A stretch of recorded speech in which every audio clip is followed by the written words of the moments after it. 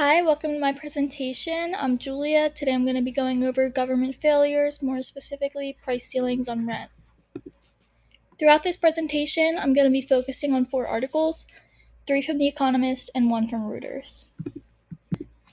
First, let's examine some graphs. So, what does an efficient market look like?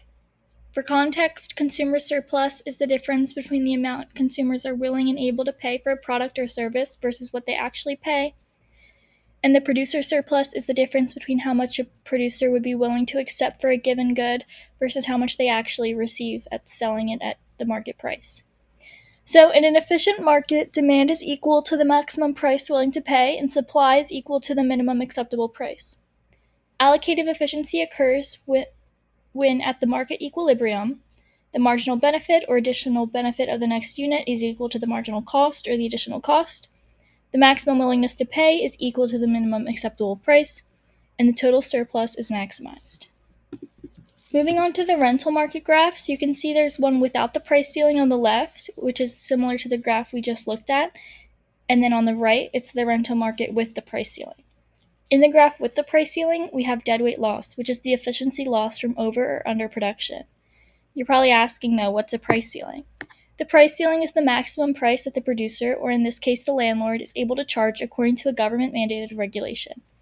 We should note that the price ceiling is lower than the market's equilibrium price, which results in a deadweight loss in the housing market. This has many other complications. As we can see just in this graph, the price is no longer at market equilibrium, so neither productive efficiency or allocative efficiency is occurring. The consumer surplus has increased, and consumers are willing to pay more than they are, and the producer surplus has decreased, so they are receiving a lower profit margin than they would have at equilibrium. Supply is lower than the minimum acceptable price, and there is excess demand along with a shortage of supply, which is an obvious issue, especially when applied to housing. Overall, there are more consumers than goods available, or in this case, more people in need of housing than housing available, which perpetuates the housing shortage. As market price rises, the actual price tenants pay stays the same, which gives them large incentive not to move. Now for some real-life context. In June of 2022, lawmakers in a city in Maine voted to limit annual rent increases to 10%. In July, Kingston became the first city in upstate New York to adopt rent controls, and in August, Pomona, California voted to cap rent increases at 4%. So, overall in the United States, control exists in California, Maryland, New Jersey, New York, Washington, D.C., Maine, Minnesota, and Oregon. Using this graph, which shows the percent change from a year earlier's rent in Florida and San Francisco, as well as the national average, we're going to be comparing San Francisco to Orlando, Florida. So in 1977, Florida banned rent control, and in 2022, San Francisco voted to put it back on the ballot. In 2019, economists found that between 1995 and 2012, tenants of the rent-controlled apartments in San Francisco were 10 to 20% more likely than others to remain at their address for long term. The increase from 2021, around 2022-ish, is a mix of record-breaking inflation and people entering back into the housing market after the pandemic, driving supply up, which you can see here in this graph. You can also see that in Orlando, the percent change is always higher, or almost always higher than the national average, and in San Francisco, it's much lower. So specifically looking at San Francisco, using this graph, you can see that the apartment's rent is constantly increasing. When San Francisco implemented rent controls in the mid-1990s, they experienced a residential investment boom, but this one was aimed more about getting around the rules. For example, landlords would convert rental properties so that they could be charged more for.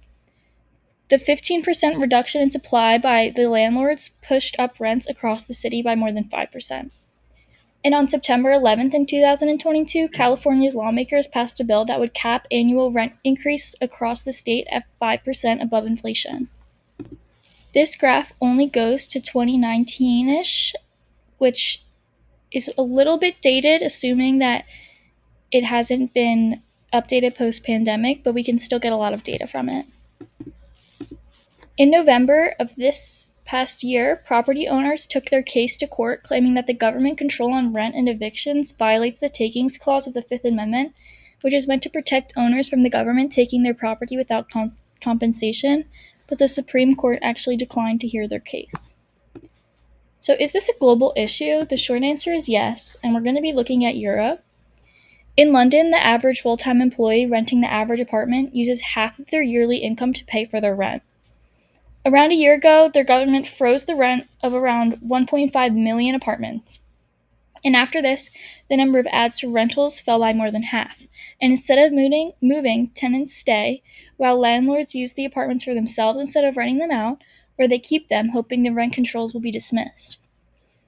Further, due to low prices on apartments in Berlin, 30 to 40,000 people have moved there annually each year, increasing the price on all goods, which incomes have been unable to keep up with. And next, we're going to be looking at the economic effects of all of this. So here I have listed 5 economic effects of price ceilings, and I'm going to go through each of them. First, shortages. Economists say that builders and owners have less incentive to invest in the industry because it's now less profitable from the ceilings, which reduces the supply. Supply restrictions have a high economic cost, and in just 3 successful cities, lower the overall GDP in the United States by almost 4%. I also wanted to mention that these price ceilings end up benefiting the rich more than the poor, and in St. Paul, Minnesota, even decreased property values by 6 to 7% from 2018 to 2022. And as mentioned before, tenants have less incentive to move, limiting turnover in the market and keeping new renters out. So, moving on to the reduction in product quality, building new homes is less profitable because there's no return on investment in the current properties. No incentive to invest, and these landlords will upgrade their existing properties in order to charge more for them, as I mentioned multiple times. So, for the search costs, which is number 3, the wait time to find a property increases. This can be seen in Stockholm, which has rent controlled price apartment buildings. The average waiting time to find a long term tenancy is 10 years, and black market rentals have even begun to go up. Fourth, a loss in gains from trade deadweight loss. So, with this, people are less likely and unable to purchase homes because none are available. And then, lastly, a misallocation of scarce resources. Resources used to increase value on existing properties. So many consumers' needs are not met and new rentals are not invested in. The people who really suffer from all this are the new renters, and almost everyone because the housing stock deteriorates. So, governments intervene in the first place to alleviate market failures, deadweight loss, regulate competition. However, based on the name government failures, it's clear they have their own set of mistakes. I wanted to explain what an externality is, which is a cost or benefit caused to the market that is received by third parties. So, government intervention, although often put in place to correct the externalities, can actually result in them, as demonstrated by price ceilings in the rental market. This can be seen by impacts to the general housing market affecting tenants who are not in the specific properties with rent control, which can be seen in an example of their rent increasing. A positive externality or spillover benefit causes an underproduction of output and an underallocation of resources, or less housing. The government can diminish this by supplying government owned homes for low income families because the private market cannot alone fill this gap.